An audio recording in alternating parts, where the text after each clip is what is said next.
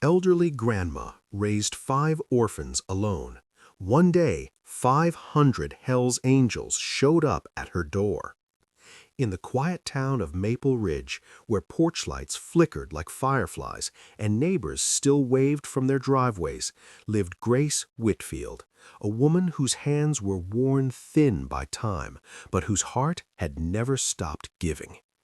At 78 years old, Grace faced a storm no one saw coming. After 35 years in the same modest home, the very house where she'd raised 5 orphaned children on little more than love and grit, she was being evicted. The bank demanded $42,000 to cover back taxes and mortgage arrears. Grace had nothing left. Her pension barely covered groceries, and pride kept her from asking for help. But kindness has a way of echoing, even decades later. Her next-door neighbor, Virginia Hayes, noticed Grace's trembling hands as she sorted through old photo albums one afternoon. When Virginia gently asked what was wrong, Grace broke down. Through tears, she confessed everything: the looming eviction, the fear of losing the only home her kids had ever known. Virginia didn't hesitate. She remembered a story Grace once told her about a rainy night 32 years ago when a young biker named Aaron Brennan broke down outside her gate. His bike was dead, his jacket soaked, and his eyes full of despair. Most folks would have shut their doors, but Grace? She brought him inside, fed him stew, let him sleep on her couch, and even lent him bus fare to get home. "He said he'd never forget me," Grace whispered with a sad smile, "but people say a lot of things." Virginia wouldn't let that memory fade. She began calling every motorcycle club she could find online. Weeks passed with no luck until someone mentioned the Hell's Angels. What Virginia didn't know was that Aaron Brennan wasn't just any biker anymore. He was now the national president of one of the most feared and respected chapters in the country. When Aaron got Virginia's message, he didn't just remember Grace, he owed her. That night in the rain hadn't just saved his body, it had reignited his soul. And so, without telling anyone why, Aaron sent out a single call: ride for Grace. One morning, the earth trembled. Not from thunder, but from the roar of 500 motorcycles rolling into Maple Ridge like a tidal wave of steel and leather. Residents peeked through curtains in shock, children ran to windows, and there, standing at Grace's front door, was Aaron, older, broader, but with the same grateful eyes. Grace stepped onto her porch, bewildered. "Aaron?" He dropped to one knee. "You saved me when no one else would. Now it's our turn."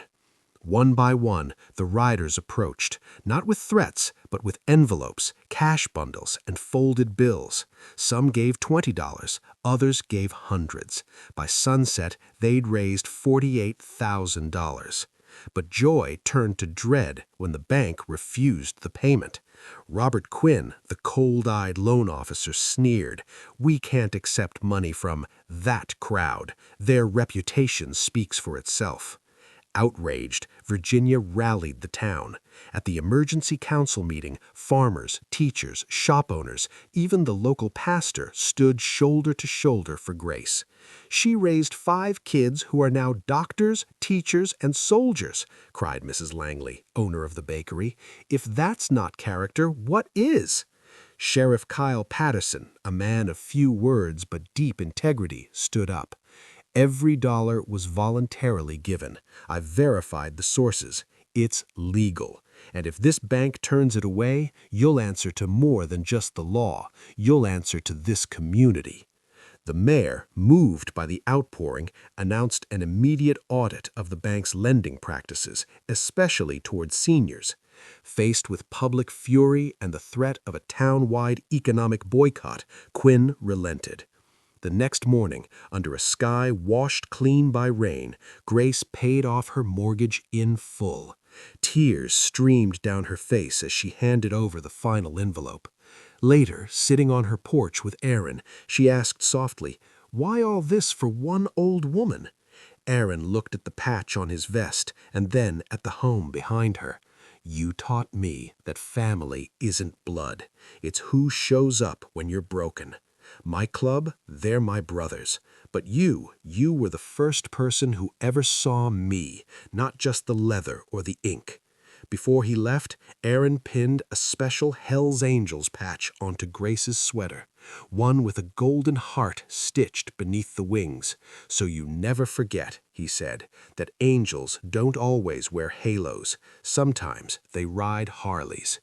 As the bikes faded into the horizon, Grace clutched the patch to her chest and whispered, "Kindness always comes back. You just have to live long enough to see it." If this story touched your heart, please like, share, and subscribe to our channel. Your support helps us bring more stories of hope, healing, and second chances to millions around the world. Drop a comment below. Where are you watching from today?